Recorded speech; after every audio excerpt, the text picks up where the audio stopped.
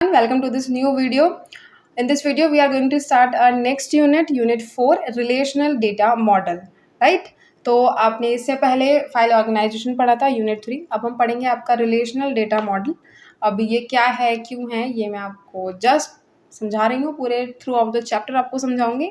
तो स्टार्ट करते हैं. सबसे पहले बात करते हैं आपका रिलेशनल अलजेब्रा की. तो आपने रिलेशनल अलजेब्रा से समझिए, आपने रिलेशंस पढ़े अभी, है ना. DBMS में हमने टेबल्स पढ़ी, राइट. उनका आपस में रिलेशन होता है, हमने ये भी जाना, ठीक है. तो उन टेबल्स के ऊपर जब हम कुछ अलजेब्रा लगाते हैं, कुछ ऑपरेशंस लगाते हैं, तो उसको हम रिलेशनल अलजेब्रा कहते हैं. उसको हम रिलेशनल अलजेब्रा कहते हैं. तो relational algebra is a procedural query language. Procedural से आप समझिए एक प्रोसीजर फॉलो होता है. क्या होता है? एक प्रोसीजर फॉलो होता है. 1 बाय 1 स्टेप्स में आपका काम जो है हो रहा होता है. रिलेशनल अलजेब्रा में एक क्वेरी लैंग्वेज है, used in database management system to manipulate and retrieve data stored in relational database. Right. हर लैंग्वेज का काम बस मैनिपुलेट रिट्रीव करना ही होता है डेटा का, तो इसका भी काम यही है. It was propose by EF Codd in 1970 and is the most widely use data model today. और ये आज की डेट में बहुत ज़्यादा ही यूज़ किया जाता है. इतनी आपको इंग्लिश समझ में भी आ रही होगी. It provides a set of operation that take one or more relations. ये क्या करता है कि आपसे एक या एक से ज़्यादा रिलेशंस को लेता है, टेबल्स को लेता है इनपुट के तौर पे, और आपको जो प्रोड्यूस करके देगा वो नया रिलेशन आउटपुट के तौर पे, है ना. एक नया रिलेशन आपको देगा एज एन आउटपुट. तो these operations are fundamental to the theory of relational databases. उन पे कुछ ऑपरेशंस लगा के आपके टेबल्स पे और आपको एक नया टेबल देगा एज एन आउटपुट, नया ही रिलेशन देगा. तो these operations are fundamental to the theory of relational databases and form the basis for SQL and other query language. तो SQL पढ़ने से पहले आपको जो है रिलेशनल अलजेब्रा पढ़ना ज़रूरी है. आपको ये पता होना चाहिए कि इसमें कौन कौन से ऑपरेशंस होते हैं, आप किस टाइप के ऑपरेशन अपने जो है डेटा पर लगा सकते हैं, अपने टेबल्स पर लगा सकते हैं, अपने रिलेशंस पर लगा सकते हैं. ये आपको पता होना चाहिए. वो हम रिलेशनल अलजेब्रा में जानेंगे. यहाँ पर हम अपना पेन और पेपर से कैलकुलेशन करेंगे, कंप्यूटर की हेल्प से नहीं करेंगे. राइट. प्रोसीजरल लैंग्वेज है, राइट. अनलाइक SQL जो है वो डिक्लेरेटिव है. उसको बस आउटपुट से मतलब है, किस तरीके से आया, क्या क्या प्रोसीजर हुआ अंदर, उसको कोई मतलब नहीं है. पर लेकिन आपकी जो रिलेशनल अलजेब्रा है उसमें प्रोसीजर लगता है, स्टेप बाय स्टेप काम होते हैं. तो relational algebra specifies a sequence of operations to obtain the desired result, है ना. यहाँ पे एक सीक्वेंस ऑफ ऑपरेशंस होता है. कोई भी डिजायर्ड आउटपुट अगर आपको चाहिए, समथिंग, अगर आप लोग बोलते हैं ना, मैथ्स का एग्जांपल लेते हैं, अगर हमें एडिशन करना है तो इसका एक पूरा प्रोसीजर है हमारी मैथ्स में कि 2 नंबर लीजिए, उनमें प्लस का साइन लगाइए और उनको फिर ऐड करिए, तो इससे आपको एडिशन का रिजल्ट मिलेगा. तो इसी तरीके से आपके प्रोसीजर लैंग्वेज में भी होता है कि अगर आपको कुछ डिजायर्ड आउटपुट चाहिए तो उसके लिए आपको कुछ सीक्वेंस ऑफ ऑपरेशंस को फॉलो करना पड़ेगा. देन है आपका ऑपरेशंस. इसमें बहुत सारे ऑपरेशंस होते हैं, such as selection, projection, union, set difference, Cartesian product and join. ये सब हम पढ़ेंगे, ठीक है. Input and output. Both the input and output of these operations are relations allowing for complex queries to be build by combining multiple operations. ठीक है. आप यहाँ पे 2 या 2 से ज़्यादा ऑपरेशंस को भी कंबाइन भी करते हैं, ठीक है. तो वो मैं सब आपको पढ़ाऊँगी इसी वीडियो में, तो बस बने रहिए टिल द एंड. यहाँ पे देखिए आप लोग, आपका ये कुछ की कॉन्सेप्ट्स हैं, कुछ जो कि आपको पता होना चाहिए before starting your relational algebra. सबसे पहले आपका रिलेशन या फिर टेबल. जो आपकी टेबल होगी उसको हम रिलेशन भी कह देंगे, टेबल भी कह देंगे, राइट. देन है आपका टपल. आपकी एक टेबल होती है, राइट. तो this table is known as relation. और इस रिलेशन में जो एक रो होगी, दिस रो नंबर 1, इसको हम बोलेंगे टपल. और ये जो कॉलम होगा, कॉलम नंबर 1 एंड 2, इनको हम बोलेंगे एट्रीब्यूट. क्या बोलेंगे हम लोग? एट्रीब्यूट. यानी आपका रिलेशन स्कीमा. रिलेशन स्कीमा जो होता है वो आपका स्ट्रक्चर ऑफ रिलेशन बताता है कि इसमें क्या क्या चीज़ें हैं. जैसे कि इस आपका एक स्टूडेंट टेबल में रोल नंबर हो सकता है, नेम हो सकता है, एड्रेस हो सकता है, फ़ोन नंबर हो सकता है. ये इसका स्कीमा है, पूरा का पूरा स्ट्रक्चर, ढांचा. Relation instance. तो रिलेशन इंस्टेंस होता है आपका जितनी भी टपल्स हैं आपके एक at a instance, at a time, right. At a time आपकी जो टेबल है उसमें कितनी रोज हैं, ये आपका रिलेशन इंस्टेंस बताता है, at a time of instance, है ना. देन है आपका डिग्री. तो डिग्री होता है आपका the number of attributes in a relation. आपके यहाँ पर कितने एट्रीब्यूट्स हैं, ये होता है आपका डिग्री। आप यहाँ पे ले सकते हैं नंबर ऑफ एट्रीब्यूट्स। देन है आपका कार्डिनैलिटी। कार्डिनैलिटी का मतलब होता है आपका number of tuples in your table या रिलेशन। देन है आपका डोमेन। डोमेन का मतलब होता है कि आपका किसी पर्टिकुलर एट्रीब्यूट के लिए आप कौन सी वैल्यूज उसमें दे सकते हैं। अ सेट ऑफ परमिसेबल वैल्यूज। जैसे कि अगर आपका रोल नंबर है तो वहाँ पे आप केवल इंटीजर वैल्यूज दे सकते हैं, है ना। अगर किसी ने लिख दिया रोल नंबर, सपोज किसी का रोल नंबर 10 है और उसने टेबल में न्यूमेरिक 10 की जगह पर अल्फ़ाबेटिक 10 लिख दिया, तो दिस इज़ नॉट एप्लीकेबल। ठीक है, आप इस तरीके से नहीं डाल सकते। तो डोमेन का मतलब होता है कि जिन चीज़ों को हम एक्सेप्ट कर सकते हैं। देन है आपका कीज़। तो कीज़ जो होती है वो यूनिक आइडेंटिफायर होती है टपल की, जो कि आपने पहले भी पढ़ा था कीज़ के चैप्टर में भी। तो कीज़ का मतलब होता है वो एक यूनिक आइडेंटिफायर, जैसे कि आपका रोल नंबर हो गया, स्टूडेंट आईडी हो गया, तो ये यूनिक होती हैं।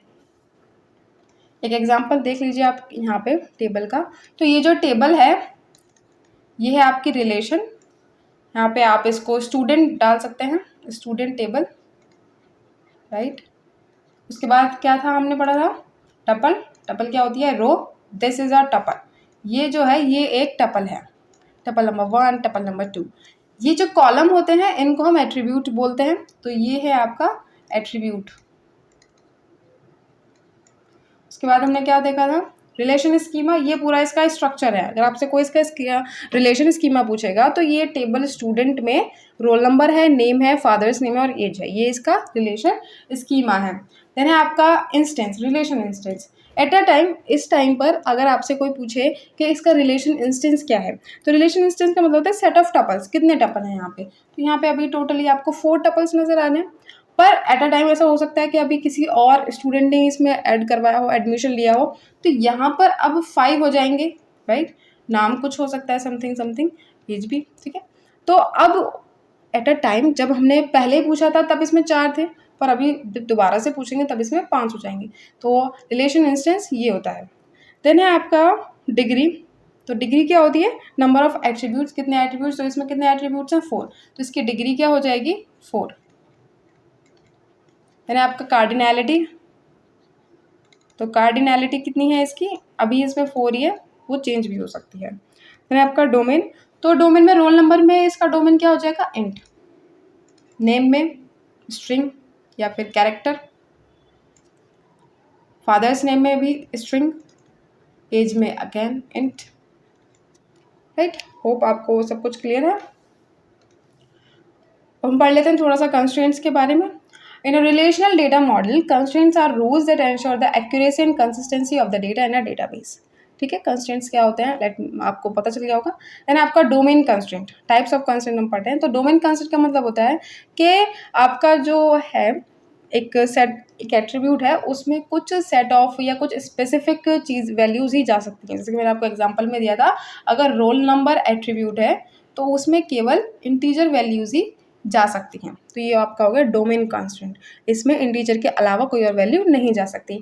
की कंस्ट्रेंट, 2 टपल्स की एक जैसे की नहीं हो सकती, प्राइमरी की एक जैसी नहीं हो सकती। जैसे कि सपोज आपका एक स्टूडेंट टेबल है, उसमें आपका जो की है वो है रोल नंबर, तो 2 स्टूडेंट्स का सेम रोल नंबर नहीं हो सकता। तो ये आपका होता है की कंस्ट्रेंट। आगे देखते हैं एंटिटी इंटीग्रिटी कंस्ट्रेंट। ये कह रहा है कि आपका जो primary key attribute in relation can not have null values. Primary key जो एट्रीब्यूट है उसकी वैल्यूज नल नहीं हो सकती। अगर रोल नंबर की वैल्यू नल हो जाएगी तो आप कैसे फाइंड आउट करेंगे कि इस बच्चे का क्या रोल नंबर है, या फिर through out the you know data आप किस तरीके से फाइंड आउट करेंगे, तो वो वैल्यू नल नहीं होनी चाहिए। डिफरेंशियल इंटीग्रिटी कंस्ट्रेंट का मतलब होता है कि अगर आपकी टेबल में कोई फॉरेन की है तो वो किसी दूसरी टेबल में एज अ प्राइमरी की होनी चाहिए, राइट। वो किसी दूसरी टेबल में एज अ प्राइमरी की होनी चाहिए। इसका भी एग्जांपल मैं अभी दूंगी, आपको जब समझ आ जाएगा। टपल यूनिकनेस कंस्ट्रेंट, यानी कि आपका जो टपल्स है ना पूरे टेबल में, जो आपकी रोज हैं वो अलग होनी चाहिए। ऐसे नहीं है कि एक same type of data bar bar repeat हो रहा है, ऐसा नहीं होना चाहिए। हर एक टपल आपकी अलग ही होनी चाहिए। तो रेफरेंशियल इंटीग्रिटी कांस्टेंट का एग्जांपल देख लीजिए आप एक बार। सपोज ये आपकी 2 टेबल हैं, ये आपकी स्टूडेंट टेबल है और ये आपकी कोर्स टेबल है। जस्ट यहाँ पे स्पेलिंग मिस्टेक हो गई, इसमें आर कर लेना। ठीक है। हाँ, तो ये स्टूडेंट टेबल है, ये आपकी कोर्स टेबल है। तो स्टूडेंट टेबल में कोर्स कोड जो है ये फॉरेन की है, ठीक है, ये आपकी फॉरेन की है, राइट। तो आपका रेफरेंशियल इंटीग्रिटी कांस्टेंट में था कि अगर आपकी टेबल में कोई फॉरेन की है तो वो किसी और टेबल में किसी और रिलेशन में एज ए प्राइमरी की एक्ट करना चाहिए। तो ये आपका कोर्स में एज ए प्राइमरी की एक्ट कर रहा है। अगर यहाँ पे लिखा है कि इस बच्चे ने ये वाला कोर्स लिया है, 101 कोड का कोर्स लिया है, तो अगर हमें जानना हो कि 101 कौन सा कोड है, तो मतलब कौन सा कोर्स है, तो फिर हम कैसे पता करेंगे अगर हमारे पास ये रिलेशन नहीं होगा कि कौन से कोड का कोर्स नाम क्या है ना। तो दैट्स वाई अगर आपकी टेबल में या आपके रिलेशन में कोई फॉरेन की है तो उसका कोई वो फॉरेन की किसी और टेबल में किसी और रिलेशन में एज अ प्राइमरी की एक्ट करनी चाहिए, ठीक है। Let's see your relation algebra के ऑपरेटर्स, ऑपरेशंस है ना, क्या होते हैं। सबसे पहला है आपका सिलेक्शन। तो सिलेक्शन का नाम ही बता रहा है, ये आपका आपके जो टेबल है उसमें से किसी एक रो को सिलेक्ट करने का काम करेगा, एक टपल को सिलेक्ट करने का काम करता है। तो इसका ये सिंबल होता है इस तरीके से। यहाँ पर आप नीचे कोई कंडीशन लिख सकते हैं इसके रिगार्डिंग आपको सिलेक्ट करना हो, और यहाँ पर आप लिखेंगे फिर उसके रिलेशन का नाम। रिलेशन का नाम यानी कि आपकी टेबल का नाम। अगर आपको पता ही नहीं होगा कहाँ से सिलेक्ट करना है तो आप कैसे सिलेक्ट करेंगे।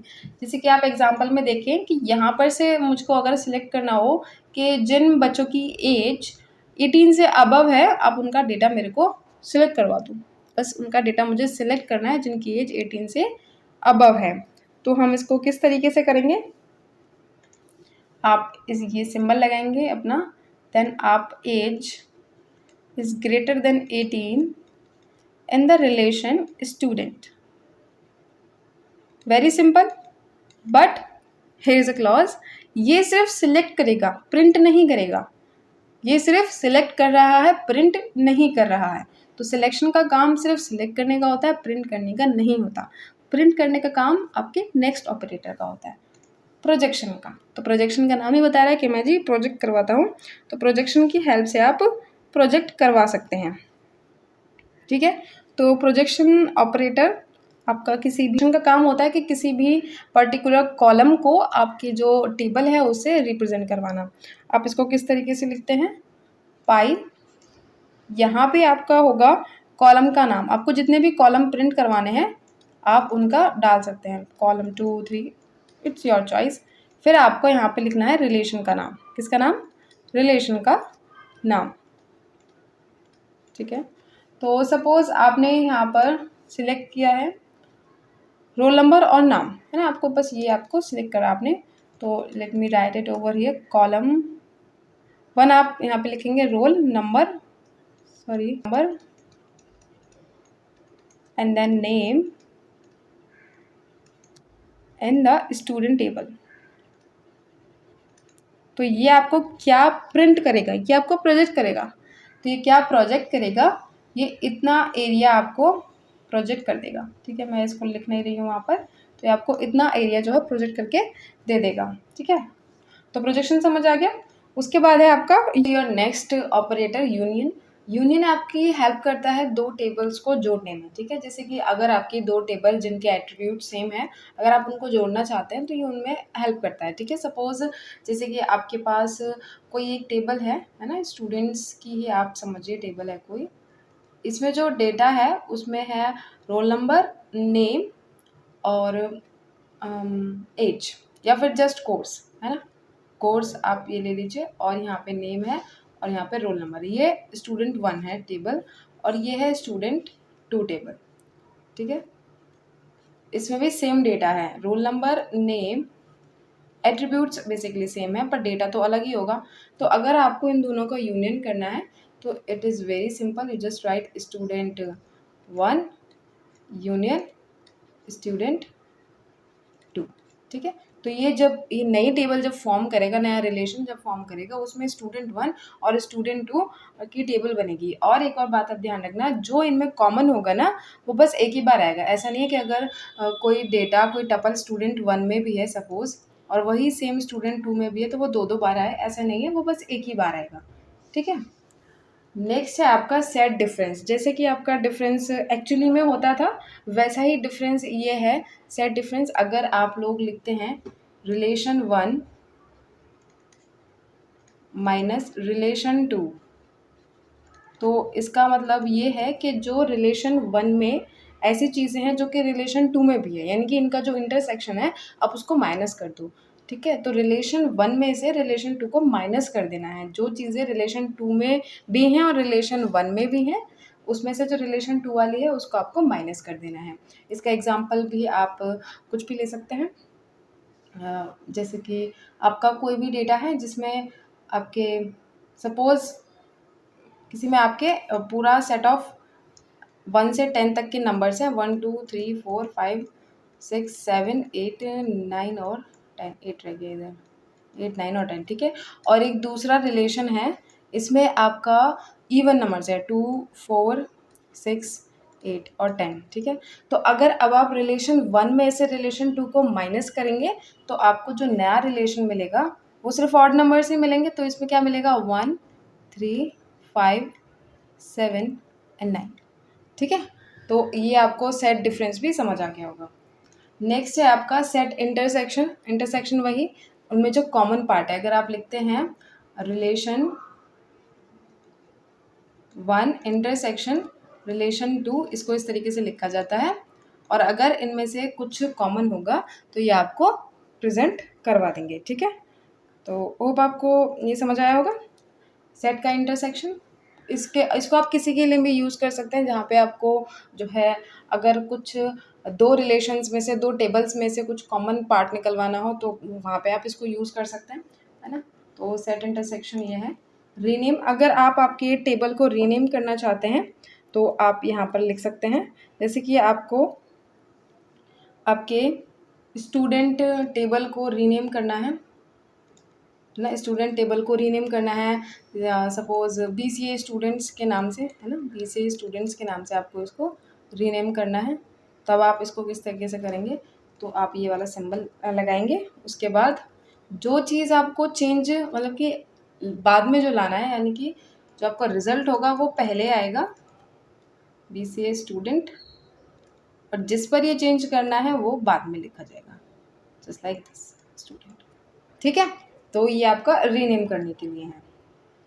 फिर आपका कार्टेशियन प्रोडक्ट। कार्टेशियन प्रोडक्ट वही मल्टीप्लाई करना, है ना। तो इसमें क्या होता है कि एक टेबल को दूसरी टेबल से मल्टीप्लाई किया जाता है। अगर आप लिखें रिलेशन 1 मल्टीप्लाई रिलेशन 2, तो इसका मतलब है कि आप रिलेशन 1 की हर एक टपल को रिलेशन 2 की हर एक टपल से मल्टीप्लाई कर रहे हैं। ठीक है, तो ये आपका कार्टेशियन प्रोडक्ट होता है या फिर क्रॉस प्रोडक्ट होता है। सपोज आपकी एक टेबल है A1, सॉरी आपकी एक टेबल है A नाम से, उसके जो है एट्रीब्यूट्स हैं A1 और A2, तो इनके एलिमेंट्स लिख लीजिए 1 2 3 4, और आपकी दूसरी टेबल है B, उसके एट्रीब्यूट्स हैं B1 B2 5 6 7 एंड 8, आप इसके वैल्यूज़ हैं। तो जब अगर आप यहाँ पे इसका A क्रॉस B करेंगे, कार्टेशियन प्रोडक्ट आप बेसिकली जब इसका निकालेंगे तो इसकी क्या वैल्यू होगी, that will going to be A1 A2 B1 and B2। ठीक है, तो 1 2 5 6, again 1 2 7 8, then your 3 4 5 6, and then again 3 4 and your 7 8। ठीक है, तो ये आपको कार्टेशियन प्रोडक्ट भी आई होप समझ आ गया होगा। Your next operator which is natural join, इसका सिंबल कुछ इस तरीके से होता है, just draw this and this is it symbol, right. तो अब आप नेचुरल जॉइन का क्या मतलब होता है ये मैं आपको एक एग्जांपल से समझाती हूँ। जैसे कि हमने ये एग्जांपल लिया था, अगर हम स्टूडेंट नेचुरल जॉइन कोर्स करते हैं तो वो इनके कॉमन एट्रीब्यूट्स की हेल्प से इनको क्या कर देगी, जॉइन कर देगी इन दोनों टेबल्स को। अब जैसे कि आप यहाँ इस वाले टेबल को देखो, ये आपकी टेबल है roll number name course code age. ठीक है, अब हमको स्टूडेंट, हमने ये ऑपरेशन लगाया स्टूडेंट और नेचुरल जॉइन कोर्स तो अभी जो आपकी नई टेबल बनेगी वो कैसी बनेगी, तो यहाँ पे कोर्स कोड इसमें और इसमें सेम है, तो इसके अकॉर्डिंग यहाँ पे आपके एक चीज़ और ऐड हो जाएगी विच इज़ कोर्स नेम, और 101 का कंप्यूटर साइंस,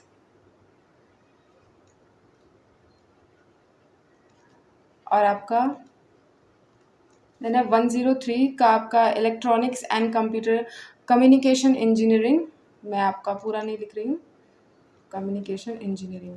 उसके बाद 101 है फिर से, तो आप इसको अगेन CS लिख सकते हैं, और 104 को आप CE लिख सकते हैं। तो आपकी जो नई टेबल बनेगी इसके ऑपरेशन को लगाने के बाद वो कुछ ऐसी बनेगी।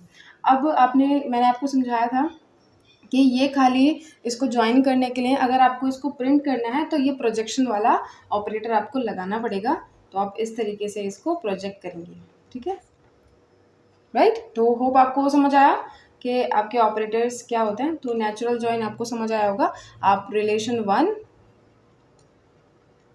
और आपका नेचुरल जॉइन रिलेशन 2 इस तरीके से लिखते हैं, तो ये आपका ऑपरेटर काम करता है। जितने भी हो सकते थे ऑपरेटर्स मैंने आपको एक्सप्लेन कर दिए हैं, ठीक है। इसका जो SQL वाला पार्ट है जो इसके बाद हम करेंगे वो नेक्स्ट वीडियो में करेंगे, वो इसी का ही पार्ट है वैसे तो, पर हम उसको नेक्स्ट वीडियो में करेंगे। तो इस वाली वीडियो के लिए सिर्फ इतना ही था, आपको इतने सारे ये सब चीज़ें समझाना था थोड़े से ऑपरेटर्स के बारे में, और इनके ऊपर अगर आप क्वेश्चंस करना चाहें, प्रैक्टिस करना चाहें तो आप कर सकते हैं, राइट। तो ठीक है, मिलते हैं फिर नेक्स्ट वीडियो में हम आपकी, तो wait for the next video, until then code yourself.